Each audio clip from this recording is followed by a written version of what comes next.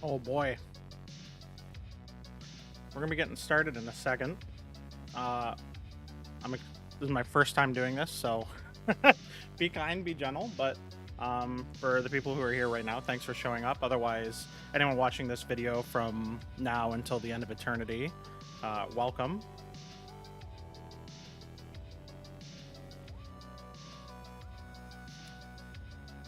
Hi.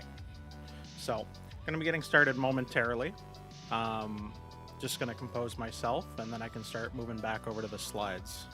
So we'll just jam out to the music for another few seconds.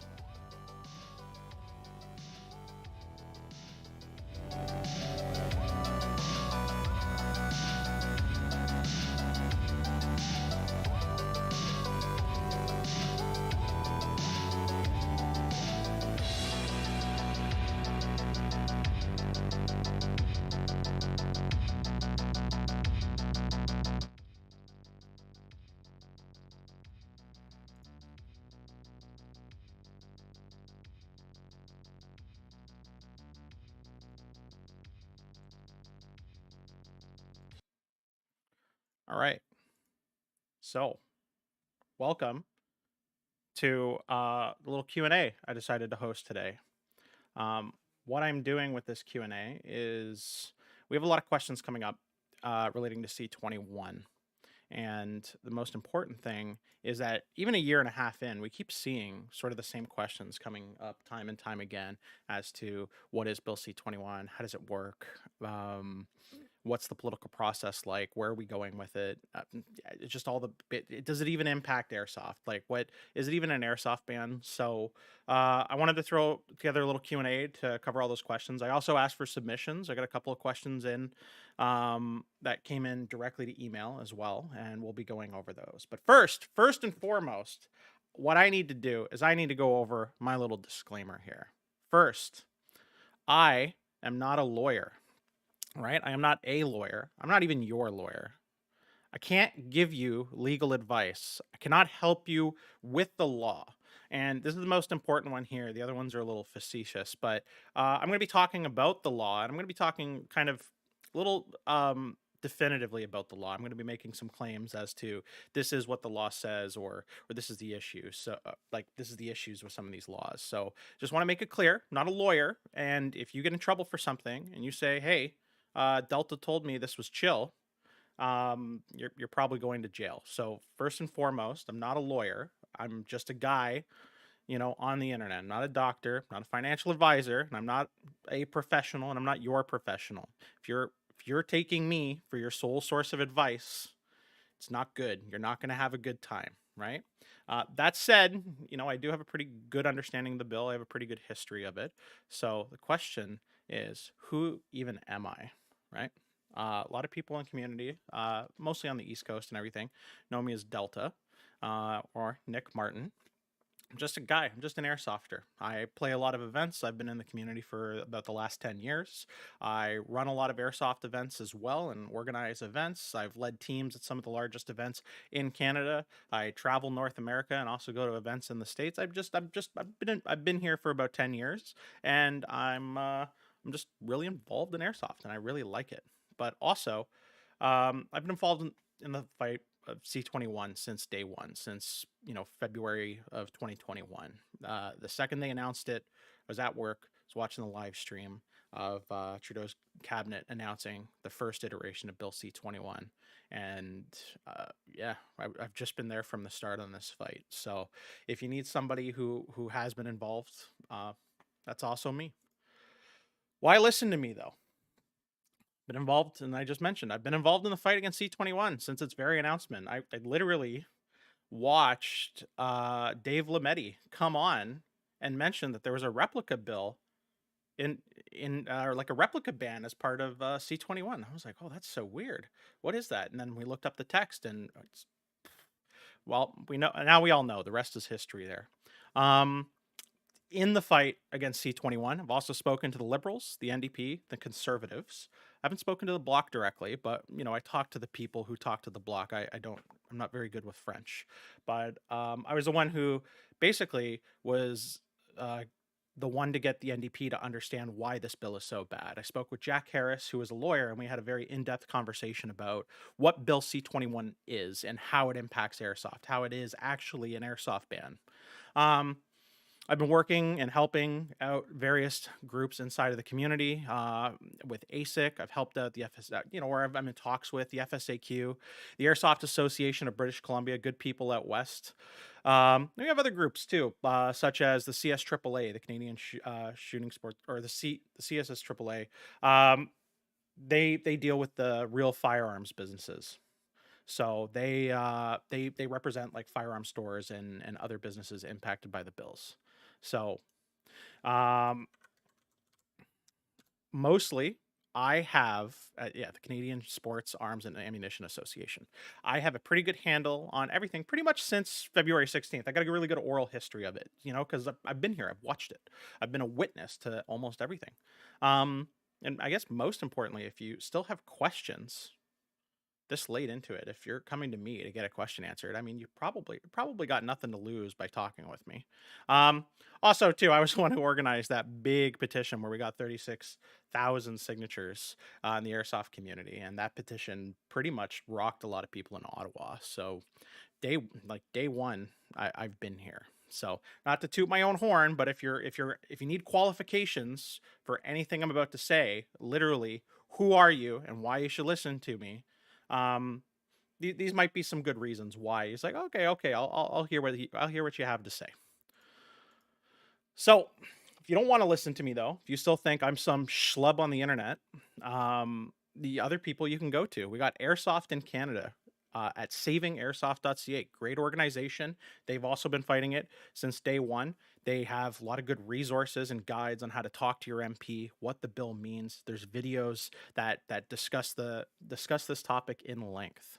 But also, too, if you want Ian Runkle, and if you want to hear someone back up some of the more definitive and concrete legal stuff that I'm saying, he's actually a lawyer. He's talked about this bill and what it means. Talked about it at length. He is a lawyer. So if you want to hear it, he's not going to give you technically legal advice, but if you don't want to speak to me, you can speak to Mr. Runkle right over here. Okay? He can help you out in giving you an idea of what the bill is. So, let's get on. Where are these questions from? These questions, I put a little form up. I was asking for questions directly. I was asking the community to send me some questions. Got some good questions sent to me. These are also questions that have been asked over time. I get these questions a lot from the community. They come up, they come in either on Facebook comments, they get sent directly to me, they get sent directly to like people involved like ASIC, and they just keep showing up. And then the last is recurring comments. These comments get posted in threads constantly. At a year and a half into the game, we'll still have people ask like, what is C-21? What happens to the guns I own? So this is also a collection of those questions. So these are pretty much all the questions that I see, and anything that was sent to me, I've thrown into this slideshow. So we're gonna get started here. Got 9 questions, and I'm giving you a warning. The first bunch of them, text heavy. We got a lot of text because we're going to be looking at the criminal code for a bit. So if you're afraid of words, if you didn't like English class back in high school, this next bit may scare you. However, it's kind of necessary. And then the later bit is a bit more lighter. So let's look at, how does Bill C-21 target airsoft? What is Bill C-21? How does it work? So Bill C-21, either one of them, is it's a gun control bill. It is a bill implementing new measures for the control of firearms in Canada. That involves real firearms as well, like restricted firearms. You might hear about the handgun ban, the import ban, all that stuff. In it, kind of right near the top, like right up near the top, there's a few changes. One, there is a change to the definition of a replica, which doesn't apply here, but just know that it's there for reasons. It kind of makes the situation a little bit more clear and slightly less ambiguous. But also, there is a little bit here, and this is the Bill C-21 text. So Section 84 of the Criminal Code of Canada, because they're amending the Criminal Code, is amended by adding the following after subsection 3.1. Certain firearms deemed to be prohibited devices. So for the purposes of only these sections, so section 99 to 101, 103 to 107, and 117.03, firearm is deemed to be a prohibited device if. So just to be clear, it's only for those sections that if you have a firearm, that it will also be a prohibited device for those sections. Otherwise, for everything else, it's just a firearm. It's not a prohibited device. But it is proved that the firearm itself is not designed or adapted to discharge a shot or bullet at a muzzle velocity exceeding 152.4 meters per second, or at a muzzle energy exceeding 5.7 joules. So just so you know why these numbers are specified here, if a firearm goes over these limits, you require a firearms license. So that's why it's specified there. It is this thing itself does not shoot over the limits to make it a firearm that requires a license. But the firearm is designed or intended, and it's by the way, here, and the firearm is designed or intended to exactly resemble, or to resemble with near precision, a firearm, other than an antique firearm, that is designed or adapted to discharge a shot, bullet, or other projectile at a muzzle velocity exceeding 152.4 meters per second, muzzle energy exceeding 5.7 joules. So what's that? So what does this mean in totality? So the first bit, this number A here, if it itself does not shoot over the limits that it requires, that you need a firearms license, you need to have your PAL or your RPAL, and it looks basically exactly like one that you would need to have a license for the sections of for the purposes of section 99, 101, 103, etc. It is a prohibited device. So this is basically saying this is a little bit of added extra to like the replica stuff, right? It's trying to capture some of our airsoft guns as prohibited devices because airsoft isn't a replica. Well, why is that? Because if we look at the criminal code definitions, I'm going to do a quick little rundown. A replica firearm means any device that is designed or intended to exactly resemble or to resemble with near precision a firearm, and that itself is not a firearm. So it can't be a replica if it's a firearm. Then we have a firearm. Well, means a barreled weapon from which any shot, bullet, or other projectile can be discharged that is capable of causing serious bodily injury or death. So, for the purposes of the criminal code, if you have a barreled weapon that can shoot something that can really hurt somebody or injure them, it is a firearm. It itself is a firearm, which means it can't be a replica. It can't be a replica if it is a firearm because that's in the definition of a replica. And only buying and selling and whatever replicas is what's prohibited under the criminal code. But if it's actually a firearm, like a pellet gun or something, it it's fine. But this isn't, just to be clear though, this isn't a firearm for the purposes of the Firearms Act. It's not a firearm in which you need a license. So there's actually like this middle ground below. So you have your firearms over here, which shoot a bullet, strong enough that you need a license for. But below it, there's a nice little zone of firearms like pellet guns that, well, you don't need a license to own it, but it can still hurt somebody. It won't hurt somebody enough where like, we obviously want a license for it. But this right now is where airsoft lives. And that is because you can actually poke somebody's eye out with a BB gun. You can do it. So, but then below that, if your pellet gun can't poke somebody's eye out and it looks like a firearm, it is a replica. It is a replica, and those are basically just can't buy them, can't sell them. You can technically you can possess them, but like that's nuance. You can't buy it. You can't import a replica into Canada. But if it's actually a firearm, if it shoots a pellet and it can hurt you, then it's a firearm. So C-21, that little area in between a replica and a firearm that needs a license, C-21 is targeting that specifically. And we can go back a few slides just so you can see it again. If it's not shooting over these limits where you need a real firearms license, but it looks like one that is, then it's going to be a prohibited device. It's still technically not a replica, but it will be a prohibited device for the purposes of these sections of the criminal code. For purposes of section 99, whatever, it's a prohibited device if it's basically an airsoft gun. Right there. It's kind of that clear. That's obviously not the text of the bill. That's just me summarizing it for you. I am not a lawyer, okay? But what about the airsoft we already own? My MP told me it's fine. It's Gucci. I can keep using the stuff I have. It's going to be all right. Totally fine. Don't worry about it. Well, let's look at what some of these sections of C-21 apply to our airsoft guns that'll be in that nice little gray zone, right? And here's some of the text from the criminal code. Section 99. And if we want to look at the previous slides, for sections 99 to 101, so that first section that it applies to is weapons trafficking. Uh-oh. So we have every person commits an offense who manufactures or transfers, etc., etc., etc., prohibited firearm, restricted firearm, etc., a prohibited device. So your airsoft gun, for the purposes of section 99 of the criminal code, is considered a prohibited device. So if you transfer your gun, you sell it, you give it to somebody, you're just like, hey, here's a gift. I'm just going to give you my old airsoft gun. I don't use it anymore. I'm going to give it to my cousin so he can get involved in the sport, and you're not aware of this. What are you potentially punished with?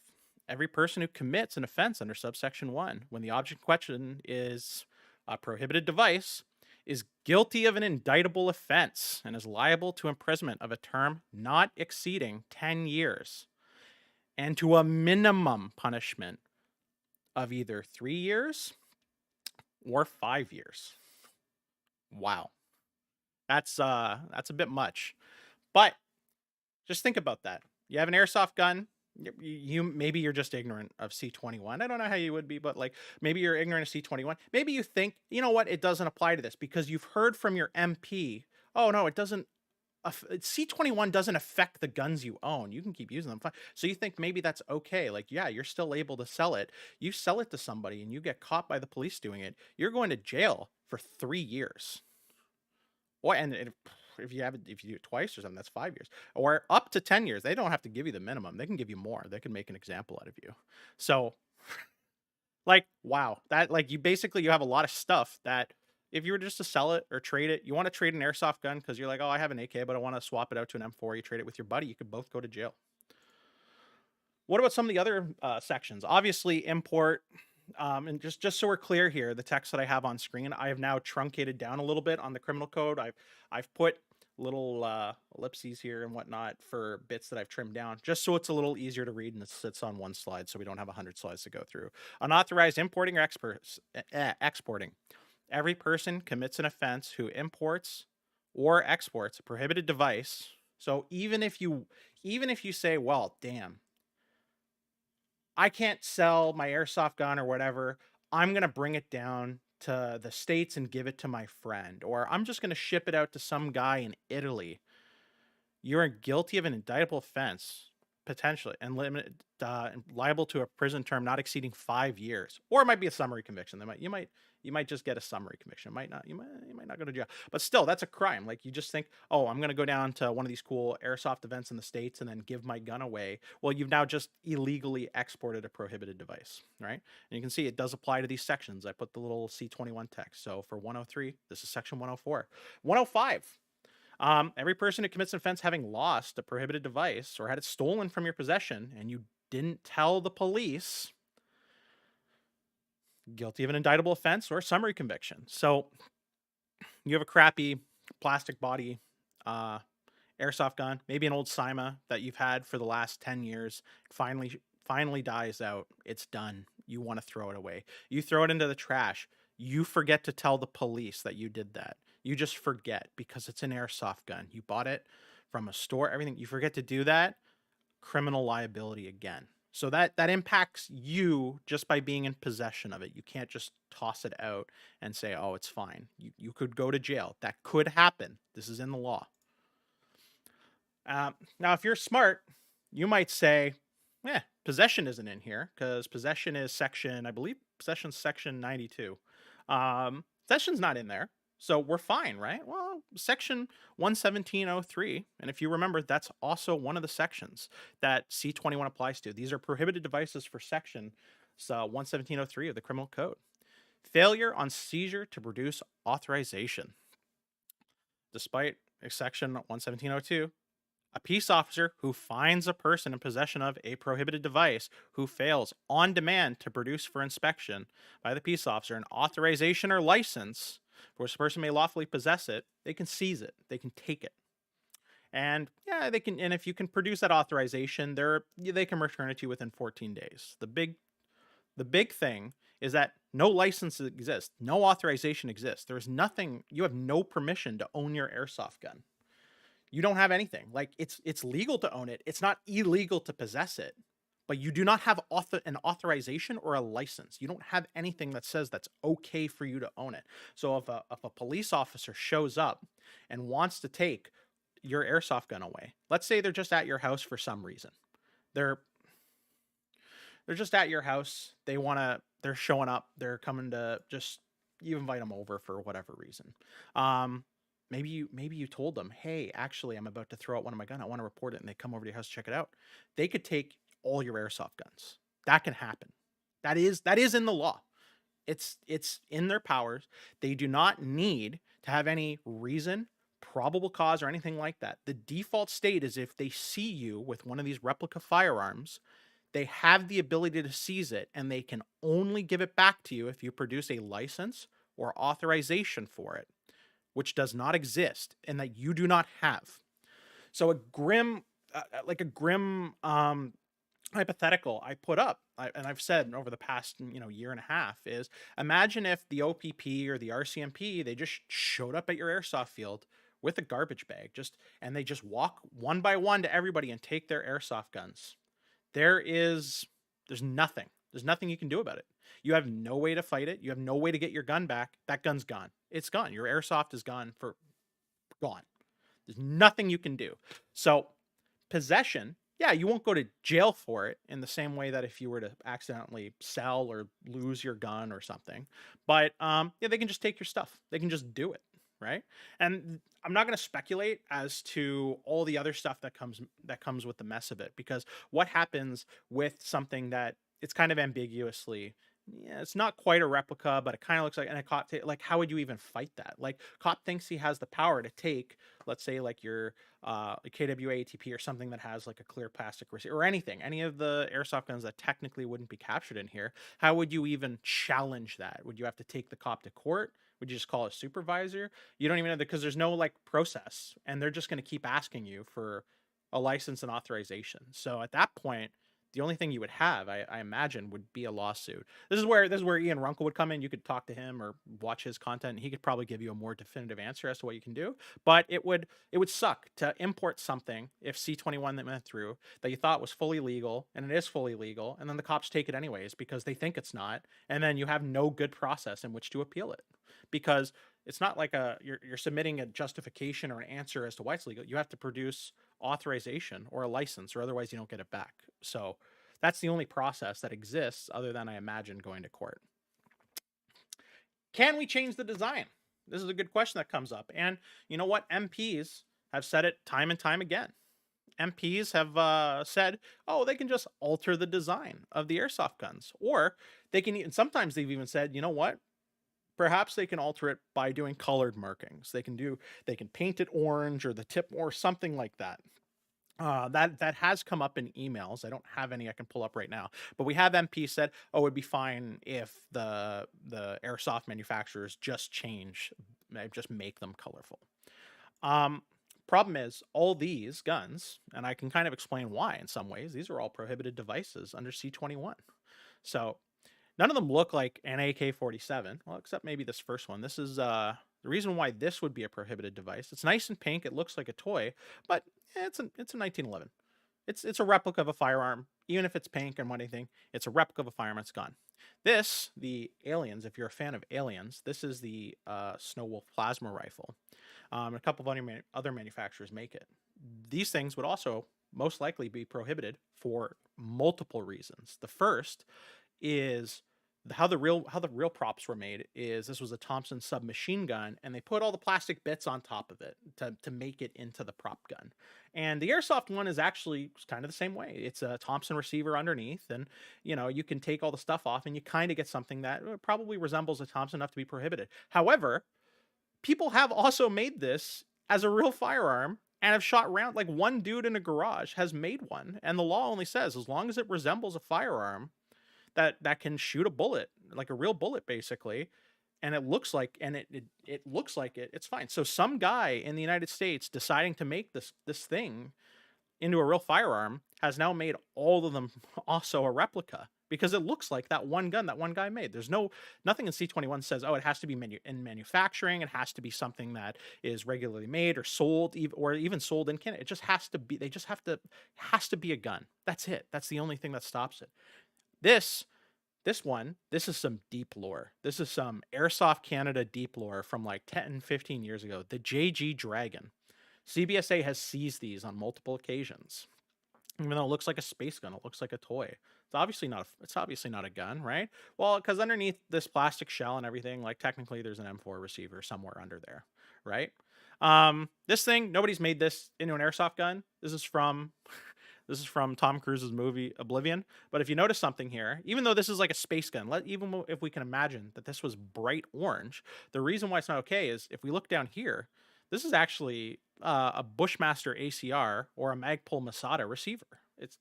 there's technically a gun somewhere in this design. So even if we changed all our airsoft guns to look like these cool space guns and made them bright and pink and everything, well, this is still technically a replica. And then last but not least, if you're a fan of Star Wars, you know how Star Wars makes their guns. You know how Star Wars makes their props. They take a real firearm, put some wacky stuff on it, and try to make it look like a space gun. But at the end of the day, there is a real firearm underneath all this. So all of these, like just changing the design, all these are prohib. And then it kind of begs the question, like, well, what's left? There's not really anything left after that. And to counter what we might get back from some members of parliament, orange tips and colorful markings, like painting your gun pink, like that Vorpal bunny, it's just simply not the law. It's just not the law. And the difficult thing is, I can't show you text that doesn't exist. I can't, like, the law is not a list of everything that you're allowed to do. The law tells you what things are illegal. Now, like, the law doesn't say it's okay to drive your car with like just fine. You just need a license. What it says, it's illegal to operate a car unless you have a license. And that would be the same thing here. It would have to say that under C-21, an airsoft gun would be considered a prohibited device for sections blah blah blah blah blah, unless, and but the problem is that unless doesn't exist. There is nothing in the law that says a bright orange gun is not a replica. There is nothing in the law that suggests that that would be an out. And we have, if you want to go even further, because maybe you would say, oh, well, like toys are brightly colored, so that should be enough, right? We have some text from one of the CBSA's memorandums, and that's kind of going over importation and how they look at whether or not something meets the definition of a replica. And in this text, the following are additional inferences that can be made to suggest a device is to be considered a replica firearm. They are not in themselves necessary considerations for a replica firearm determination. And then there's some other things, and I trimmed it down once again. But color, pink, orange tip, translucency. Regulated firearms can come in designer colors and with painted tips, and may even be partially or completely translucent.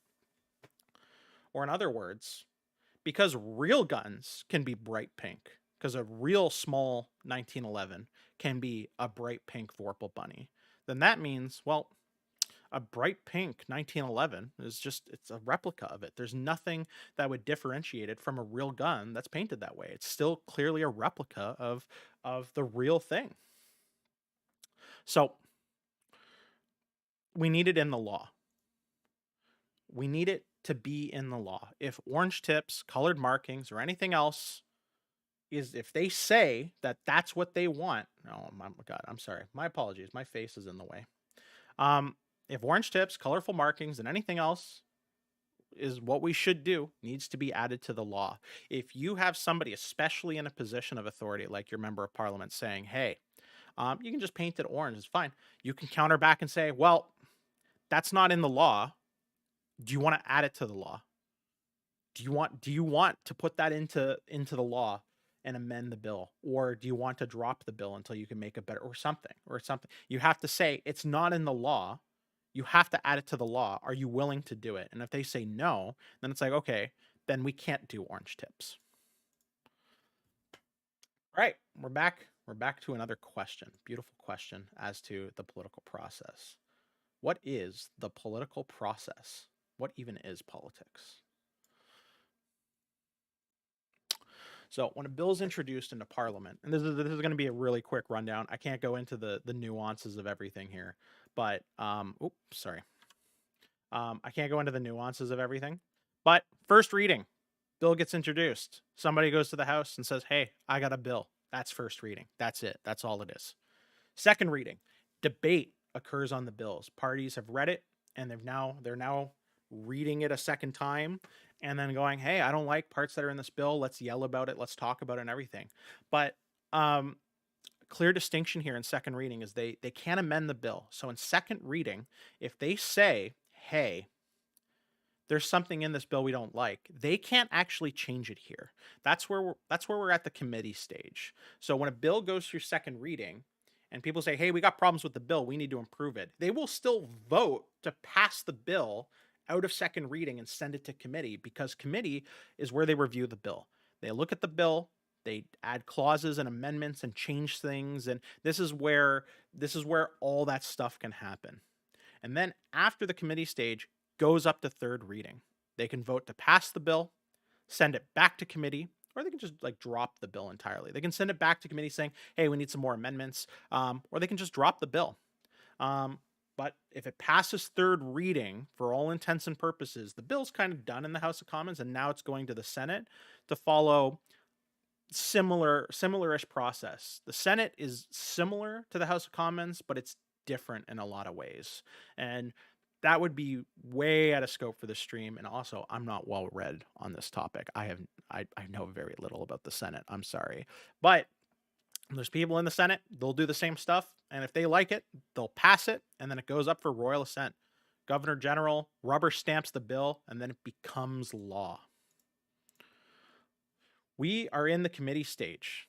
So the committee stage, and I'll say it again, the committee stage is functionally the only place amendments can occur. If things are to be changed, it will happen at committee. They can add, remove, or amend portions of the bill. There's limits on it, and once again, there's like nuance to parliamentary process. They can't like overhaul the bill entirely. They can't do stuff. But basically, if you wanted to put something in, take something out, amend it, it happens at committee. A political party voting to send a bill to committee does not mean they agree with everything in the bill. And we did see this in the community a lot. A lot of people were panicking because at the end of second reading, the Bloc and the Conservatives said no to sending the bill to committee. They wanted to debate it more, but the Liberals and the NDP said, "Yeah, well, we'll send it to committee right now." That doesn't necessarily mean they're going to go through with everything. It just means that they're kind of okay with the direction the bill's headed. Let's get to amending it. Let's just start changing things around. So the Public Safety Committee, or the Standing Committee for Public Safety and National Security, is where the bill is. That's where it's living right now. And in that committee, we have 11 seats plus the chair. So the Liberals hold 5 seats, and they also have the chair because they're the party in power in the government. Conservatives hold 4 seats. NDP holds 1 seat. Oh, I fucked up here. I'm sorry. And then the Bloc only holds 1 seat, right? So what does that mean? That means functionally you do need a majority vote. There's 11 seats, which means any suggestion, like if a vote is called in committee, they need 6 votes to pass an amendment.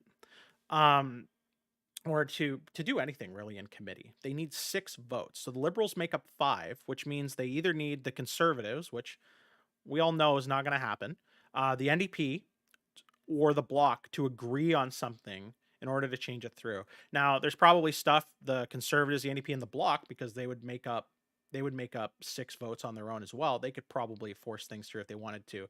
The odds are they won't agree on as much. So functionally, the Liberals need either the NDP or the Bloc to put something through. And the Liberals only hold 5 seats, so they need that 6th vote, because the chair only votes to break a tie. So I did have another question come through. How often does a House vote to drop bills or send back to committee in third reading? I mean, that's a bit more nuanced, and even if it happened a lot, odds are it might not happen here, right? Because this bill, all these 3 parties, the Bloc, the NDP, and the Liberals, they all want some form of gun control bill, but it's more of the nuances of, is it going too far? Is it going not far enough? Is it going somewhere? Like how far is it going, right? And so like they're all bickering over the specifics of it as to what's okay, what's not okay. So depending on how much support the bill has, it would be more likely to go back to committee if it gets out of committee and it still isn't good enough, right? But then you're getting into weird other politics too, because if they try to slam it through, would the NDP or the Bloc really like kill the bill if it wasn't perfect? And it's complicated. For the most part, the bill's only going to really leave committee though if if the Liberals have enough votes to push it through. If they say it's I don't know if you know about time allocations. So sometimes we see the Liberal Party put a time allocation on a bill. They can't debate it for more than a certain amount of hours. It can only be in committee for a certain amount of hours, and then it's going to just speed through the process. So they can do that, but the only times they ever do that is when they know the bill is going to pass. So a bill probably wouldn't leave committee if it wasn't ready to actually be passed. It would more likely sit in committee and just stay in purgatory if it absolutely had to, if they didn't know it could pass. But who knows? Everything's up in the air. The process is complicated. So anything can happen at this point. But basically, if you see like if you see votes in committee starting aligning on amendments and getting things pushing through, like, oh yeah, we're going to amend this, we're going to amend this, we're going to amend this, and then it leaves committee, it's probably a sign that the bill is more likely to pass through third reading than it would be to die at third reading or get sent back, right? Unless if something changes in between there. If like, let's say the Liberals and the NDP agree to, oh, we're going to pass the bill, and then it leaves committee, and then some disagreement happens with them that kills that, then it would be more likely to get sent back, and yeah, that whole thing. So that's the process. We're in the committee stage, and that's where the amendments happen. That's it. When it goes up to third reading, they probably won't send it back down or amend it, and they probably, like, that's it. Once it's at a committee, we can just assume the bill's done. So, important part here. This question comes up a lot because we get some doomers in the community. Can we even have an impact? Can we have an impact in politics? Can we do it? I can say one thing. When Bill C-21 first dropped, we were like the talk of the town in Ottawa for like 2 full weeks. Like nothing else was getting done other than, what the hell is airsoft? Because this bill got announced. They thought they might have got a lot of pushback. They were expecting some pushback from like firearms people, everything. Then MPs would just get 100 emails every day, like, why are you trying to ban airsoft? What? And these MPs didn't know what was going on. They had no idea what airsoft was originally. So first, we can have an impact. But why is that? Why yes? Why can we have an impact? Let's look at some of the boogeymen. So if you're a firearms owner, you probably dislike these people a lot for a number of reasons, because they're the ones primarily trying to go after your firearms. But let's look at Poly. So Poly is a group of anti-gun people, and in the real firearms community, they're accused of even writing bills, like having a huge disproportionate influence. But look at them. Look at this. 8 years, 2014, and they have 6,000 followers. And we have rhetoric from everywhere on the right saying like Poly is in the pockets of the Liberals. They're colluding with Liberals like Justin Trudeau, because Poly put, and I don't know if you remember with C-21, when the first C-21 came out and they were getting a lot of pushback on not going far enough, Poly put a statement out saying, hey, this isn't going far enough. And then Trudeau a few days later was like, actually, you know what? Maybe we can improve the bill. We're sorry. We messed up. We didn't do enough. Like, so if these people can have as much of an influence on that, they got 6,000 followers. And then we look at the Docs for Protection from Gun Control. They got 4,000 followers on Twitter. These are like, in the grand scheme of things, compared to your favorite YouTubers, like there's probably somebody you watch that has 100 times more of a following than these people.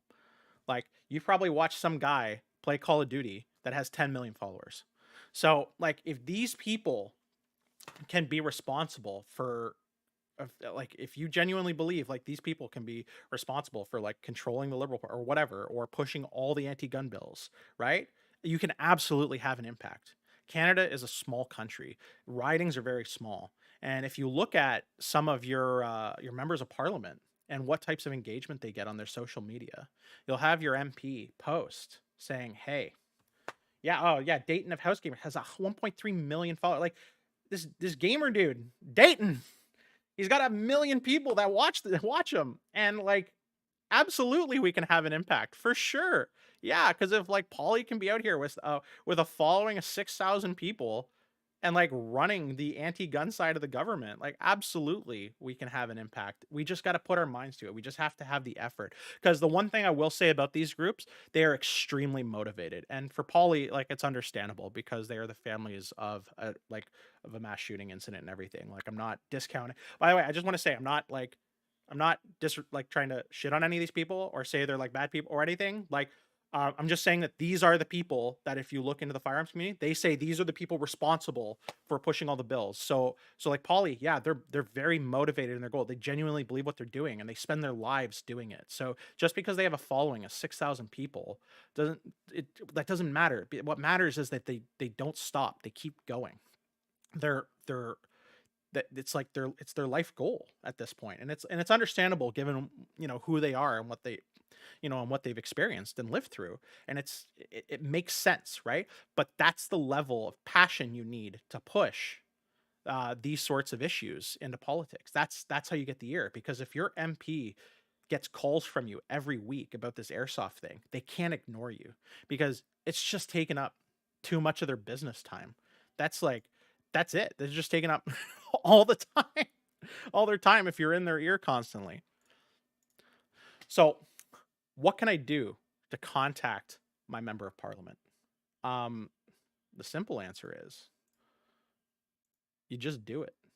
There's okay. I was gonna say there's no bad way to do it, but there's clearly some bad ways. Don't yell at them. Don't be disrespectful.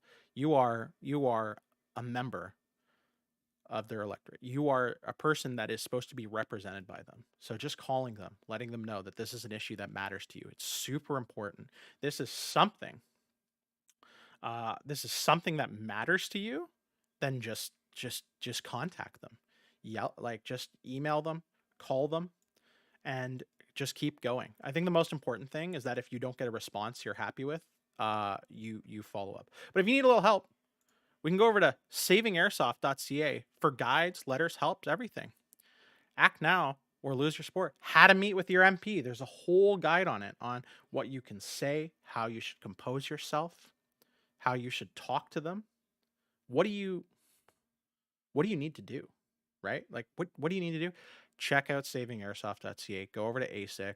If you need any help, I can run a more involved stream specifically on it.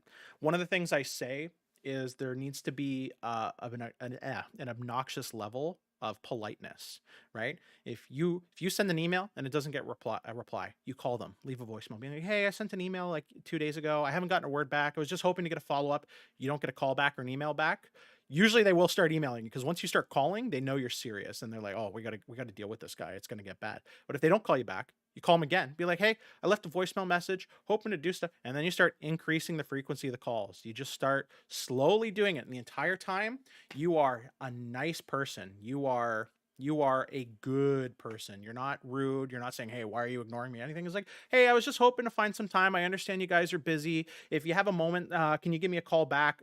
If not, I'll give you a call in a few hours just to follow up and leave another message. Just let them know that if they ignore you, you're just going to keep calling. You're just a nice citizen. You understand they're busy. You get it.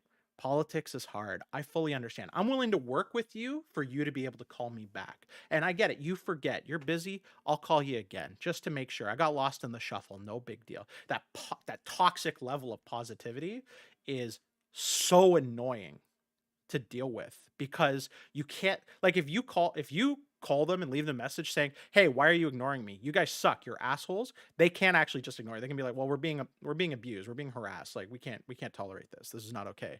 But if you're just going like, hey man, I understand it's busy. Do you mind if I stop by the constituency office tomorrow? I have some time. If I don't hear from you, I'm just going to stop by and follow up with your staff. That's no problem. And then you just keep doing that. You get, I can tell you, it works, man. It's really annoying to deal with. So Poi asked a question, but luckily I'm being ignored by my MP. What do I do? So I kind of touched on a little bit, but your representative isn't making you feel represented. Uh-oh. Uh-oh. You feel neglected and ignored by your MPs. What do you do? So I just touched on it a bit, but you just keep going. You get that email in. If you don't receive an answer you like in a day or so, especially now because C-21's in committee, you have a really good excuse for putting up the pressure, because it's in committee. They are meeting they're meeting next week for the first time, and they're trying to push this bill through. So you email them, and if you don't get a response in like 24 hours, you can email them again and then call them. Leave a voicemail message. Talk to them. Say, hey, I just want a response. I want to know when I can meet with my MP, right? If I have to meet with them, or if I have to come down there or work with them, that's fine. And then you just keep going. And if you don't get an answer, once again, toxic politeness. You go onto their Facebook, because these people, they'll post a thing like, oh, I met with this business owner who opened up his new bakery, it's great. They'll get like 3 likes on that post and like no comments. So if you start showing up on all their posts being like, hey, I'm trying to reach out to your office, I'm not getting an answer back, I was just wondering when I can speak with you guys, you start filling up like everything that they have, eventually they're going to have to deal with you, or you just keep going, and you just have to keep going. Most important thing, you have to be polite the entire time. If you start shitting on them, they can ignore you, because then they can claim you're being abusive, right? But if you are just a polite dude being like, "Hey, I just want to talk to my representative. I feel like I'm not being heard. Is there an issue with your voicemail or something?" Like, and you just keep doing that constantly, like they have to get back to you, because they know you're just going to keep posting on everything and it looks bad for them. And then if you have to, you start tagging them and stuff on your own posts. And if they post in community groups, like local groups for your town, your stuff like buy sell trades, you start tagging them and stuff being like, hey, has anyone had any chance to speak with whatever? I haven't been able to get through to my member of parliament. Does anyone know what's going on? Like, you just find the places that they're going to be, and you just fill the volume, because once again, Canada's a small country. We have our elected representatives technically deal with like 100,000 people or less, and like they like, how many of them are engaged politically? Not many. So if you start showing up on all their stuff and you start saying, "Hey, I feel like I'm being ignored," like, not ignored. You guys are ignoring me. Why are you ignoring me? But like, "Hey, man, I don't feel represented. Like, can you guys just return my calls, please? I would really like to speak to you." Like, you got to sound pathetic, and like you're just trying to be a good citizen, and then and eventually they'll get back to you. And if not, you just keep going. You fill up everything until your name is attached to literally everything they do. And because then at that point, you're just you're just this barnacle attached to their ship. Every time they post like, "Oh, welcome to Canada, these new people, you just started a new business," and it's like, "Hey, man, I really wish you'd return my call. I would have loved to speak to you today." Like, you just show up to everything, and it's not a good look for them at all. All right. So here's a big one that shows up a fair bit. This one shows up in a lot of comments. I did get this one sent to me. um, but it shows up in a lot of comments, and it's a thing that keeps coming up. And I thought we would be past it by now, but unfortunately, we're not. But why doesn't Airsoft support the CCFR? Why don't airsofters support the CCFR, the Canadian Coalition for Firearms Rights? The simple answer is, well, we do. We do support them for the most part. Again, obviously, a community, like a holistic community, isn't going to be aligned on everything. And you see this in the firearms community as well. Firearms people complain that there's certain people who are willing to like throw other firearms owners under the bus and all that stuff and whatever. And it's going to be true of any community. Simple answer is, for the most part, yeah, everybody kind of agrees with the CCFR. Everybody's happy that the CCFR is also fighting Bill C-21. We got some, we got some, like, here's some stuff, and I don't know what else I can do other than show it, because it keeps coming up time and time again, where somebody shows up and is like, "Why don't you support the CCFR? Why don't you join the CCFR?" This is Michael posting in one of the large Ontario airsoft groups, uh, February 19th, 2021. Look at that, 2021. So this is 3 days after the first version of C-21 comes out. Join the CCFR. Post your membership receipts. You got to do it. And then people joined and donated, and it happened. And then in Airsoft Canada, just two quick little posts that I pulled up right after as well. Hey, this was February 16th, the day that the bill was posted, the first C-21. Join Canadian Firearms Rights. It's good. They're going to help you.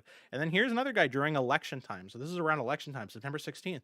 Voting time is near the corner. We at the CCFR have been handing out pamphlets that any one of you could pick up at your local gun store. Make a difference. So, like, CCFR is in the community. There's people who are joining the CCFR, helping the CCFR out. Everyone's kind of like working together. Like, the idea is, at the end of the day, though, there isn't, the CCFR isn't also just the one like gun lobby group, right? There's other gun lobby groups like the CS AAA, but no one would say, "Well, why don't you support firearms rights if you're a member of the CS AAA or the CFIB as a firearms business?" Well, it's like, because sometimes people, like, there's nuances, and you can hit the bill from multiple parts, right? But ultimately, yeah, we've been working together, because look, here's Yannick. Hey, all proceeds of these patches go to an organization of your choice. And one of them was the CCFR. And here's CCFR saying on March 10th, 2021, wow, big shout out to our friends at Custom Patch Canada and all their customers together who raised a whopping $3,120 for the CCFR to fight a gun ban in C-21.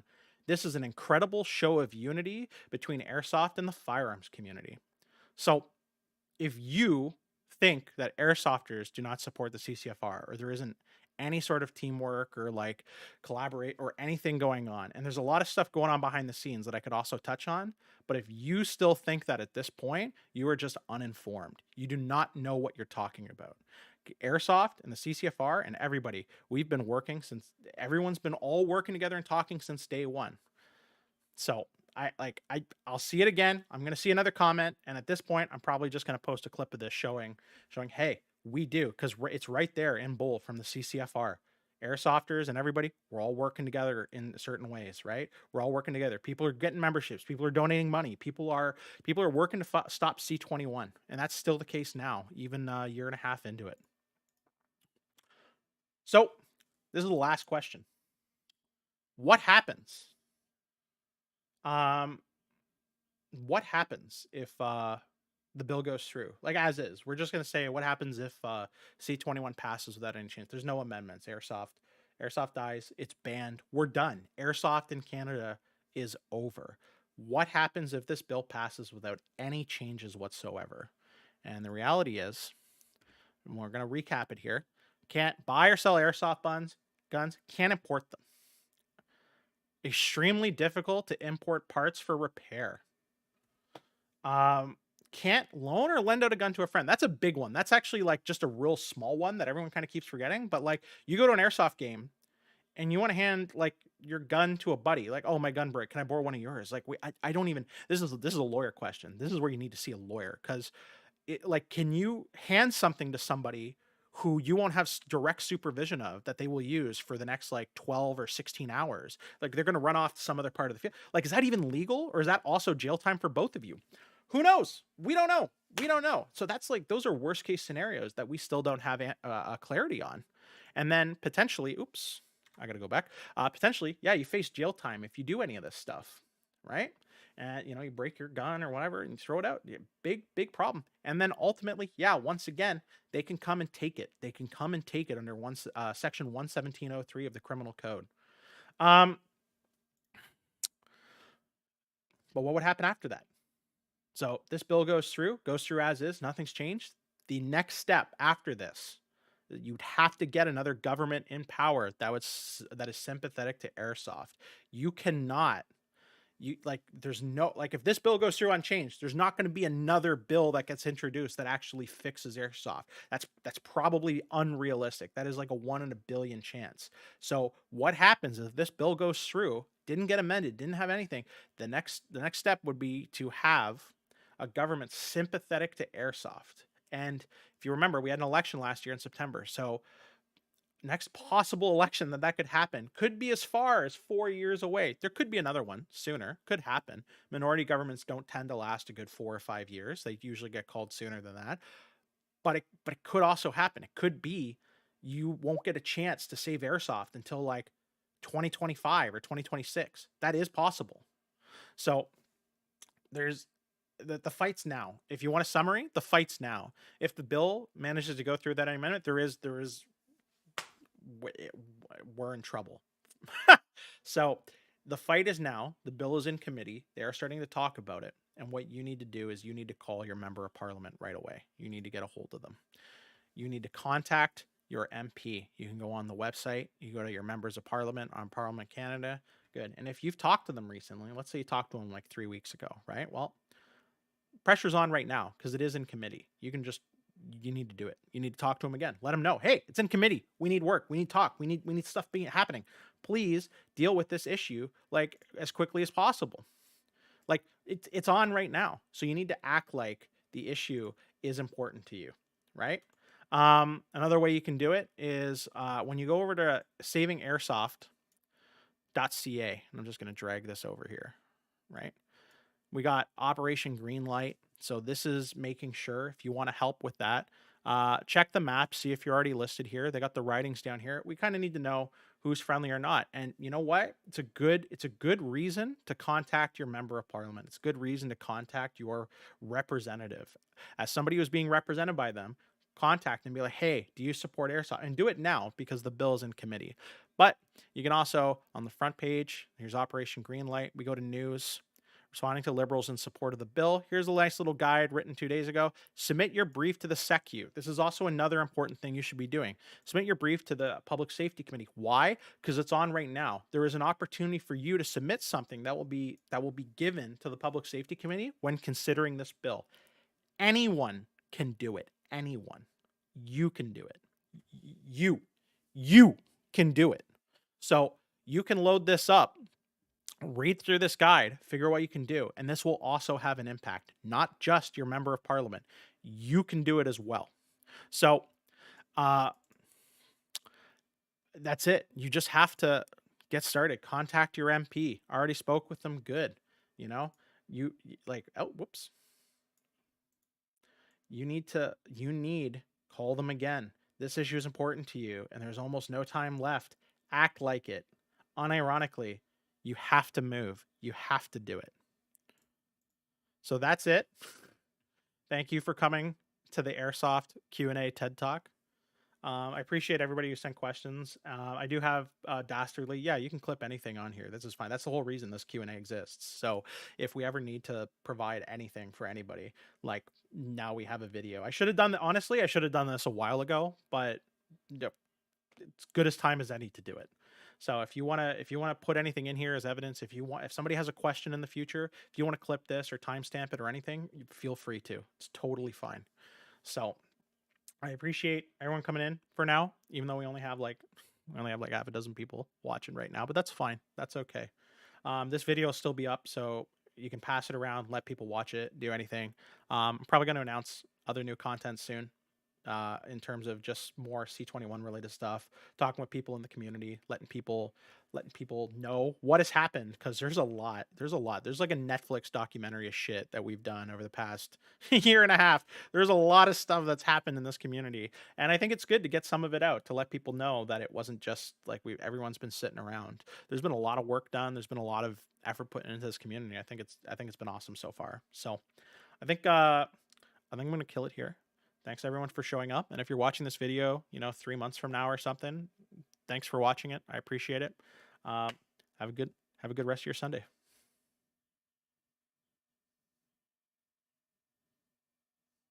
Oh, how do I do this? Uh-oh. Not good. I'm going to end my broadcast in a second.